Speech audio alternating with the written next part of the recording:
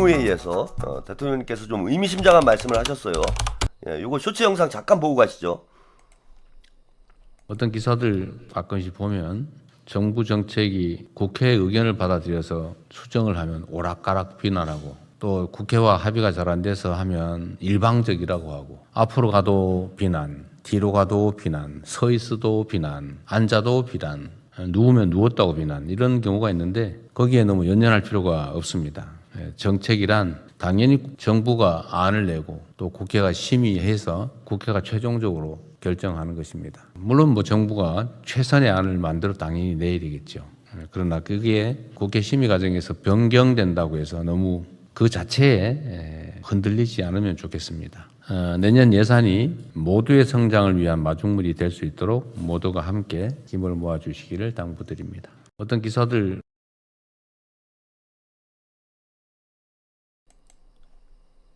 네, 깔끔이님, 시민이 기저귀 값이요. 예, 그 어제 그 유시민은 기저귀 값을 2,700만 원인가? 예, 평생 쓸 기저귀 값을 어제 다 번 것 같은데 뭘 또 유시민 기저귀 값을 저한테 줍니까? 예, 2,700만 원어치 기저귀를 다 쓰려면은 한 300살까지 살아야 되겠네요. 자, 이게 앞으로 가도 비난, 뒤로 가도 비난, 앉아도 비난, 서도 비난, 누워도 비난. 대통령께서 지금 답답하시죠? 예. 근데 어쩔 수 없다고 저는 생각을 해요. 이재명 정부, 국민주권 정부를 지금 전 노무현 대통령 때보다도 이제 더 힘든 상황 아니냐. 응? 아니 노무현 대통령 때는 그나마 진보 인사들, 친노 인사들은 이재명 정부를 지지를 하고 노무현 정부를 지지하고 옹호하는 이런 이제 입장이었고, 주로 이제 레거시 미디어들, 조중동을 비롯한 레거시 미디어들이 이제 공격하는 양상이었는데, 지금은 안팎에서 다 공격을 하는 상황이잖아요. 왼쪽으로 가면 오른쪽으로 가면 왼쪽에서 공격, 왼쪽으로 가면 오른쪽에서 공격. 사방에서 이재명 대통령을 공격을 하고 있는 상황이다. 진보 민주 세력 진영 내에서도 공격을 하고, 보수 진영에서도 공격을 하고, 그러니 앉을 수도 없고 쓸 수도 없고 누울 수도 없고, 앞으로 갈 수도 없고 뒤로 갈 수도 없고, 이런 지금 상황이다. 그야말로 진퇴양난이라고 할 만큼, 사방에 사면초가라고 할 만큼, 사방에서 이재명 대통령을 공격을 하고 있는 상황이기 때문에, 대통령께서 이런 언론이나 여론의 눈치를 보면은 저는 아무 일도 할 수가 없는 상황이라고 봐요. 근데 다행히도 지금 이재명 대통령께서는 입장이 분명하신 거죠. 그죠? 그런데 눈치 볼 필요 없다. 본인이 계획한 대로, 우리 국민들은 유시민을 대통령으로 뽑은 게 아니에요. 김어준을 대통령으로 뽑은 것도 아니고, 장동혁이나 홍준표를 대통령으로 뽑은 것도 아닙니다. 이재명을 대통령으로 뽑았어요. 이재명을 대통령으로 뽑았다라는 뜻은 뭡니까? 이재명 대통령이 국민들과 한 약속이 우리 대한민국의 이익이 된다라고, 우리 국민들 본인에게 이익이 된다라고 판단을 한 거예요. 그래서 이재명은 이재명의 길을 가야 되는 거예요. 그게 국민과의 약속을 저는 지키는 것이다라고 봐요. 아니, 이재명 대통령님 보고 우리가 투표를 한 거지. 이재명 대통령 유시민 때문에 투표를 한 겁니까? 김어준 때문에 투표를 한 거예요? 이재명 대통령이 국민들과 한 약속, 민주당은 중도 보수 정당이다, 그 중도 실용주의의 길을 가겠다 라고 했던 약속, 주가 5천을 만들겠다, 국익 중심의 실용 외교를 하겠다, 이 약속 그대로 저는 가시면 돼요. 흔들릴 필요가 없다라고 봅니다. 유시민을 대통령으로 뽑은 게 아니잖아, 우리가. 김어준을 대통령으로 뽑은 게 아니잖아요. 그래서 대통령께서도 우리 고위공직자들에게 강조를 하신 것처럼, 절대로 흔들리지 마시고, 본인의 계획과 구상대로, 국민들을 믿고, 옳은 일을 해나가면 됩니다. 지지율이라는 건 오를 때도 있고, 저는 떨어질 때도 있다, 이렇게 생각을 해요. 그런데 지지율에 연연하면서 지지율에 여론조사에 일희일비하면서 우왕좌왕하다 보면은 5년 동안 아무것도 못하고 끝나는 상황이 벌어질 수밖에 없습니다. 그게 이제 또 보수 언론들과 기득권 세력들이 대통령을 길들이는 방식이에요. 특히 이재명 대통령님께서 우리 백낙청 교수님도 그런 말씀을 하셨는데, 왜 이번에 반명 세력들이 반란을 일으켰는가, 이와 관련해서 저도 뭐 비슷한 말씀을 드린 적이 있는데, 이재명 대통령이 일을 잘하니까 이런 일이 지금 빨리 벌어진 거예요. 이재명 대통령이 일을 못했으면은요, 그냥 놔둬요. 정청래나 조국이나 유시민이나 김어준이나 저렇게 날뛰지 않습니다. 그러니까 쟤네들 생각은, 친문 세력들, 친문 기득권들의 생각은 제가 볼 땐 이런 거야. 이재명 대통령님 같은 경우는 이게 인기가 너무 좋고 대선 후보가 되는 걸 막을 길이 없으니 지들도 친명 코스프레 하면서 친명인 척 하면서 대선 때까지는 이재명 대통령을 지지를 한 거예요. 이재명을 막을 방법이 없으니까. 그러다가 이재명 대통령이 당선되자마자 딱 태세 전환을 하잖아. 그러니까 이재명은 어쩔 수 없으니까 그냥 한번 대통령 하게 놔두고, 그죠? 민주당은 영원히 지들 거다. 유시민 거고 김어준 거고, 이렇다라고 생각을 하는 거지. 그래서 그 당을 이제 다시 탈환을 하려고 정청래를 앞세워가지고 쿠데타를 했던 거고, 1차 쿠데타는 성공을 했지만 2차에서는 이제 벽에 부딪힌 거죠. 근데 저는 얘네들이 차분히 기다렸으면, 정청래가 뭐 예를 들어서 조국당과 합당을 무리하게 추진하지 않고, 또 정청래가 이제 연임을 하지 않고 한 차례 정도는 또 친명에게 이제 줬다가 자기들이 이제 다시 당권을 가져오고 또 대권에 도전을 하는 이런 그림을 짰으면은 저는 오히려 성공할 수도 있었다라고 봐요. 근데 왜 이렇게 조급해져가지고 무리하게 합당을 밀어붙이고 정청래가 연임을 하겠다라는 무리수를 뒀는가? 그 이유는 이재명 대통령과 김민석 총리가 일을 잘했기 때문이에요. 일을 잘하니까 자기들한테 기회가 안 올 것이다 라는 위기감이 생긴 거지. 그러니까 조급해가지고 무리하게 밀어붙이다가 자기들이 스스로 자멸을 하는 상황이 전 됐다라고 봅니다.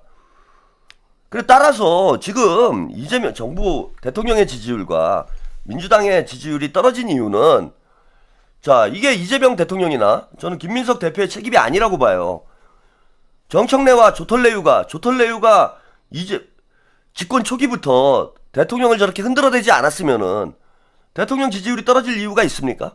검찰개혁 문제를 가지고 정치적으로 이용해서 우리 중도층 유권자들이 등을 돌리도록 이렇게 만들지 않았으면은, 쉽게 말씀드려서 대통령의 말씀대로 보안수사권을 유지를 했으면, 제한적 보안수사권을 유지를 했으면 중도층들이 이렇게 떨어져 나갔겠냐고. 전혀 그렇지 않다라는 거예요.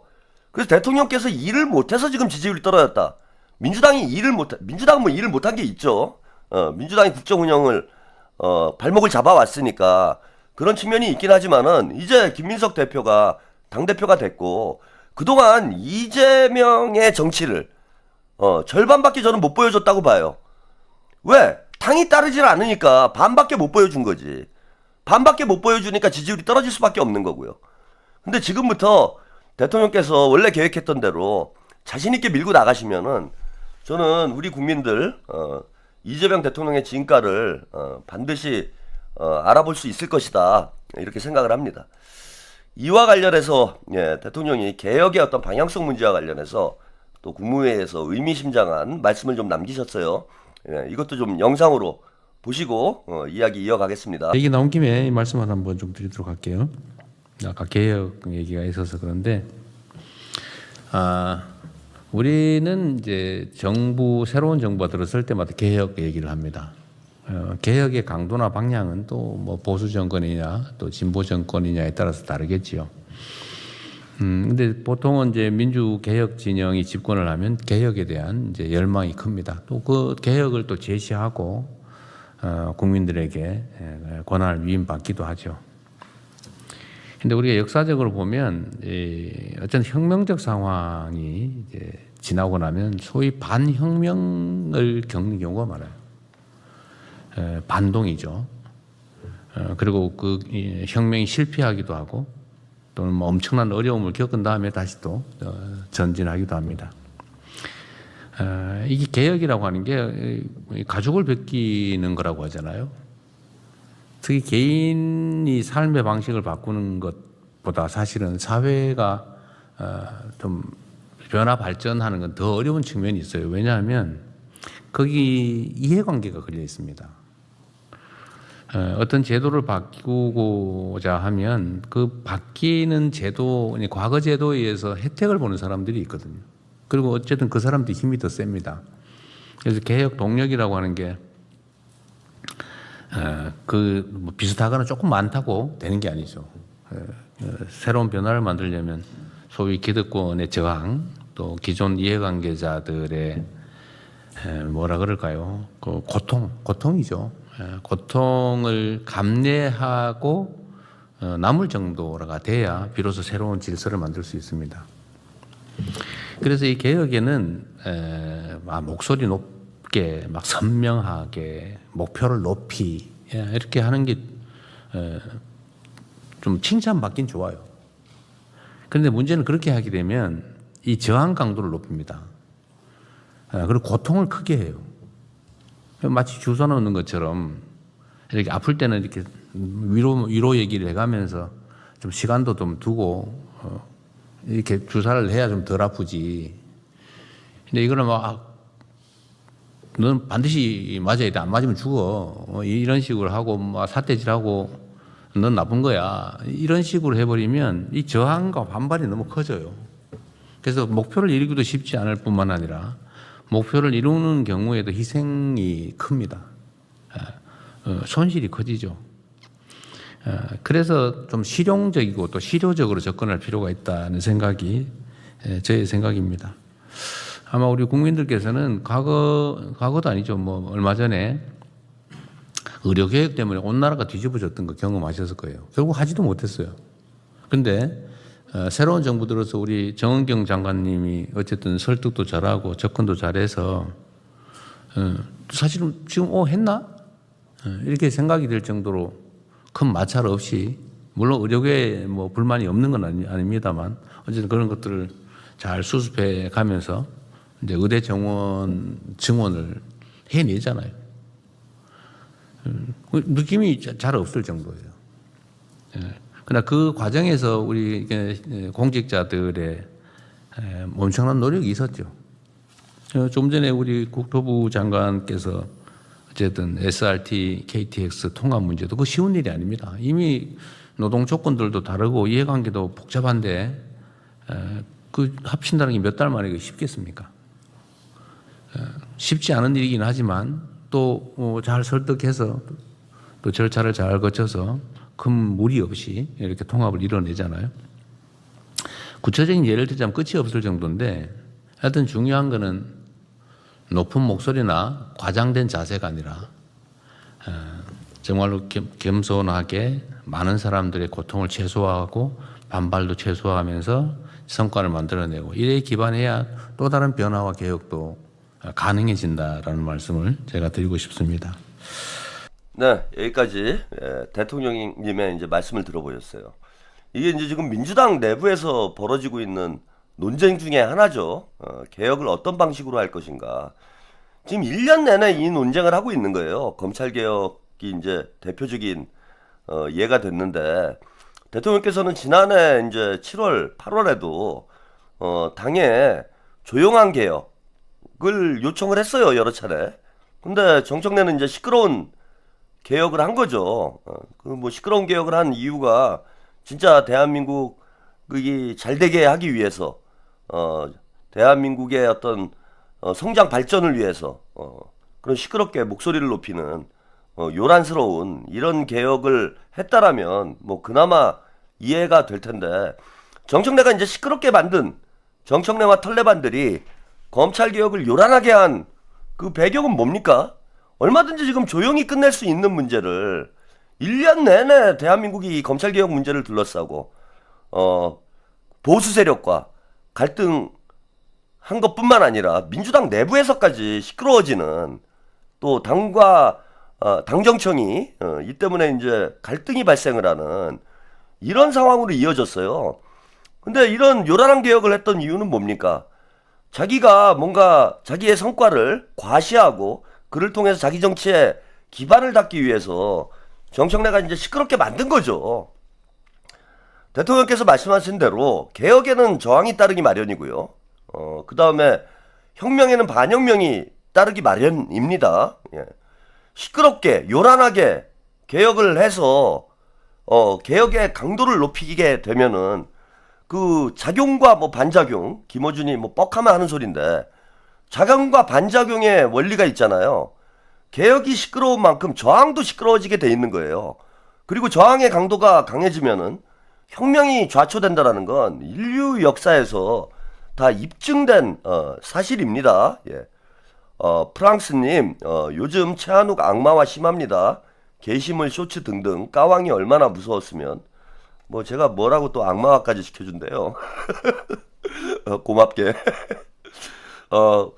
그 뭐죠? 저는 유명세라고 생각을 합니다. 예, 그 무풀보다 악플이 낫다 뭐 이런 말도 있죠. 예, 뭐 유명세라는 게 결국 뭐 유명해지면은 그에 따르는 이제 지불해야 될 비용이 발생을 한다라는 거죠. 예, 그걸 이제 유명세라고 하는데 어쨌건 뭐 제가 올해 들어서 뭐 여기저기서 이제 좀 관심을 많이 받는 그런 위치에 있다 보니까 저에 대해서 뭐 여러 각도의 공격이 들어와요. 예.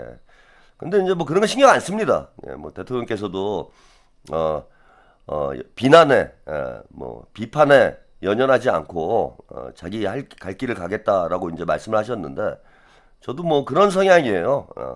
개는 짖어라, 마차는 달린다. 뭐 이런 이제 성향이기 때문에 그리고 전에는 제가 이제 유튜버들이랑 많이 싸웠잖아요.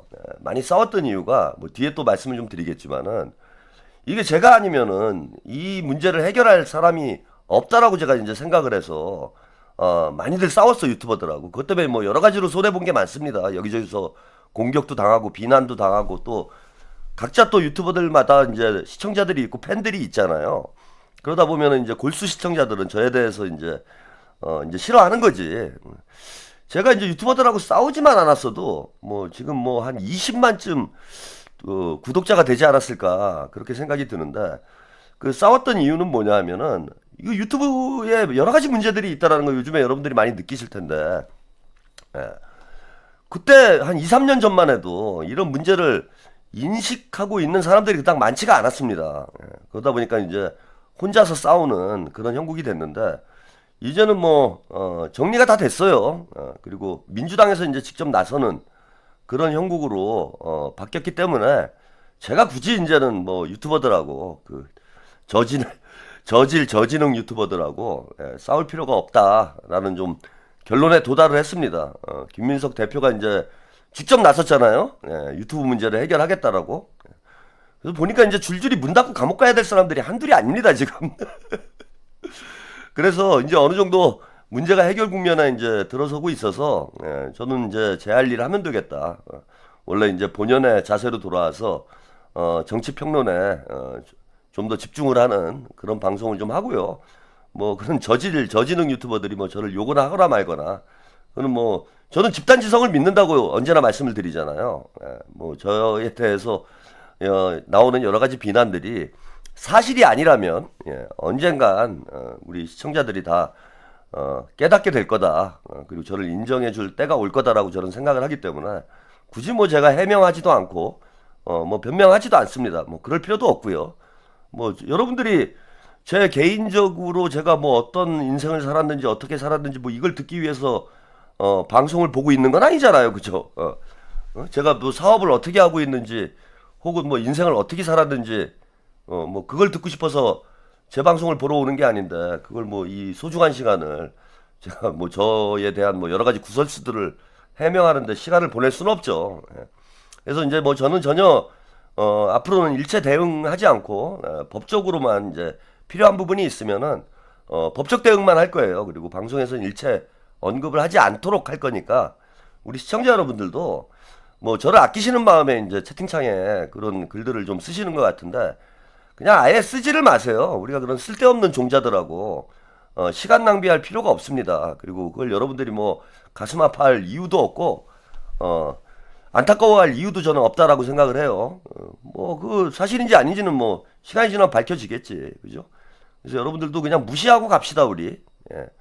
그래서 그 저지능 유튜버들 를 뭐 채팅창에다가 언급하시는 분들은 제가 가차없이 차단하겠다라고 저에 대해서 뭔가 우호적인 입장의 그런 글이더라도 제가 가차없이 차단을 해버리겠습니다, 여러분. 그래야 이게 좀 정리가 돼요. 그래서 여러분들도 더 이상 언급하지 마세요. 예, 누가 저를 욕을 하거나 말거나. 그리고 제가 뭐 그렇게 대단한 사람입니까? 제가 대통령이에요? 당대표야? 씨발. 차세대 제가 스피커라 그런 거 아닌가? 그 보면은 그죠? 대통령.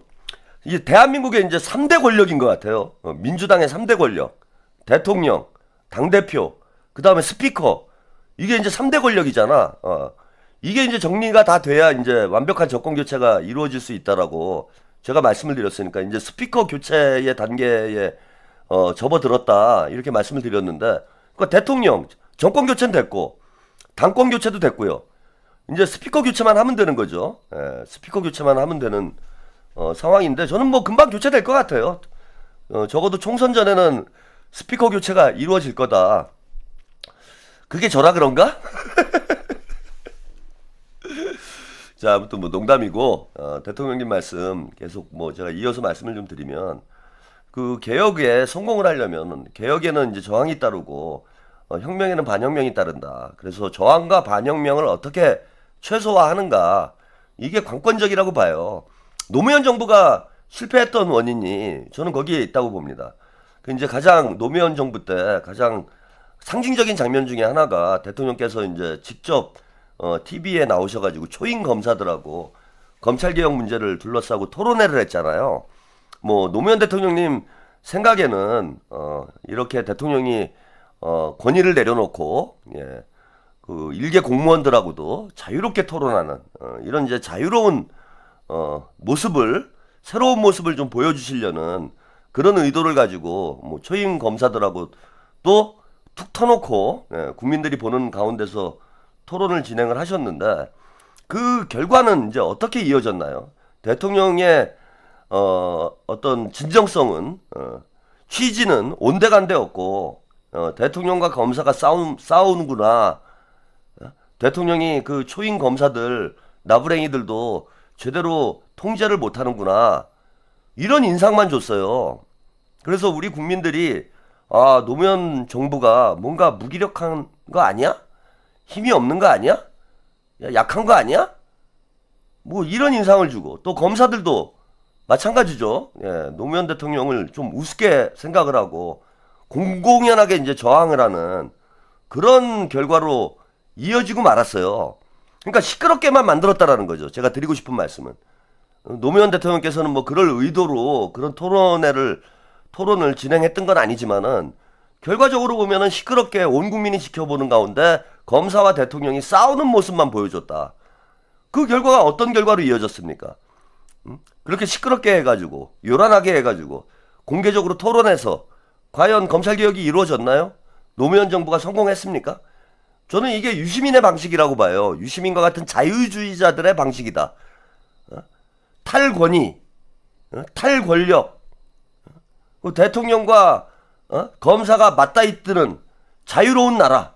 아니 이게 지금 정상적인 나라입니까? 그 결과 개혁에 성공을 했냐고. 저는 유시민은 말할 자격도 없다고 봐요. 본인 말대로 해가지고 노무현 정부가 성공을 했습니까? 문재인 정부가 성공을 했습니까? 어제 뭐 그 쌍수 브라더스 방송에서도 그런 얘기를 하던데 문재인 노무현 정부에서 뭔가 입증된 진보 연합이라는 집권 연합이라는 이 개념을 이재명 대통령이 해체를 하고 있다. 뭐 그런 얘기를 하더라고. 근데 그게 뭐가 성공을 했습니까? 노무현 정부 때 성공했어요. 그래갖고 개혁을 잘했는데 지금도 검찰 개혁하고 있어? 아니 무슨 놈은 검찰 개혁을 20년을 넘게 하고 있습니까 지금? 그리고 정권을 뺏깁니까? 그렇게 개혁을 잘했는데? 그리고 문재인 정부 때 뭘 검찰 개혁을 했어요? 이재명 정부가 1년 동안 1년이면 끝날 일을 노무현 문재인은 5년 내내 시끄럽게 하고 법무부 장관하고 검찰총장하고 싸우고 법무부 장관하고 그것도 법무부 장관 2명이랑 싸웠죠. 2명 다 날라가고 검찰총장한테 두들겨 맞고 법무부 장관 2명이 날라가고 아니 이게 검찰개혁을 잘한 거야? 그렇게 시끄럽게 만들어가지고 뭐 어떤 성과가 있었다라는 겁니까? 그러니까 이재명 대통령의 지금 조용한 개혁이라는 건 이재명 대통령님의 머릿속에서 나온 이런 얘기가 아니고 결국 따지고 보면은 노무현 문재인 정부의 실패로부터 교훈을 얻어서 자 요란한 개혁 시끄러운 개혁은 실패할 수밖에 없다라는 결론에 도달을 해서 조용한 개혁이라는 개념을 이재명 대통령께서 만들어낸 거예요. 그리고 그걸 성공적으로 지금 잘하고 있는 과정 아니야. 아니 닦아놓고 조털레유만 안 떠들었으면은 검찰도 안락사시킬 수 있었던 거예요. 정청래만 시끄럽게 하지 않았으면은 검찰도 조용히 안락사 된 거예요. 그죠? 검찰개혁 가지고 검찰이 해체되는 상황까지 왔는데 검찰개혁 가지고 검사들이 저항한 게 있습니까 여러분? 없잖아요. 그죠? 검사들이 저항한 기억이 없는데 검찰을 개혁을 한다고 검찰을 심지어는 해체시키겠다고 이재명 정부에서 집권 초기부터 밀어붙였는데 검사들이 누가 뭐 대통령한테 대들었습니까? 검찰총장이 대들었어요? 뭐 누가 대들었어? 검찰총장 권한대행이 뭐 그 보안 사건 문제 때문에 사표 낸 것 외에는 아니 아무런 저항도 없었잖아. 근데 시끄러웠던 이유는 뭐냐 하면은 기득권 세력들 즉 검사들이 저항을 한 게 아니고 민주당이 저항을 한 거예요. 털레반들이 저항을 해서 아니 조용히 끝날 검찰개혁을 시끄럽게 만든 거야. 시끄럽게. 검사들도 기득권 세력들도 가만히 있는데 개혁을 한다는 놈들이 더 시끄럽게 만들어요? 이거 황당한 일인 거죠. 그래서 뭐 유시민과 뭐 김어준과 같은 이런 사이비 이제 스피커들이 뭐 사이비 스피커도 아니고 뭐라고 해야 됩니까? 고장난 스피커라고 해야 되나요? 이 고장난 스피커들이 뭐 조용한 개혁은 없다 뭐 이렇게 우리 유권자들과 시청자들을 기만을 하고 있는데 조용한 개혁이 실제 되고 있잖아요 지금. 검찰개혁 지금 조용하게 잘 정리돼 가고 있는 상황이고 아까 의료개혁 문제도 의료개혁이 지금 됐는지 안 됐는지도 압니까? 의대 정원 끝났어요. 윤석열 정권 내내 그 독재 정권에 가까웠던 윤석열 정권 내내 시끄러웠던 의대 정원 문제 이재명 정부 들어서서 대화 몇 번 하고 그냥 조용히 끝났잖아. 아니 가능한 일 아닙니까? 조용한 개혁이. 아니 조용하게 할 수 있는 일을 왜 억지로 시끄럽게 만드는 거예요? 그러니까 목적이 딴 데 있기 때문에 저는 시끄럽게 만들었다라는 거예요. 개혁 그 자체가 목적이 아니고 대한민국을 조금이라도 나아지게 만드는 게 목적이 아니라 정청래는 당대표 연임하려고 시끄럽게 만드는 거고 김어준하고 유시민은 친문 세력들 뭐 친문이 아니라 본인들이 얘기하는 코어라고 얘기하는 그자들이 계속 민주당의 주인 행세를 하기 위해서 대통령의 개혁을 시끄럽게 만들고 있는 거지 얼마든지 지금 조용한 개혁이 저는 가능하다라는 걸 이재명 정부가 실력으로 입증을 하고 있다라고 저는 생각을 합니다.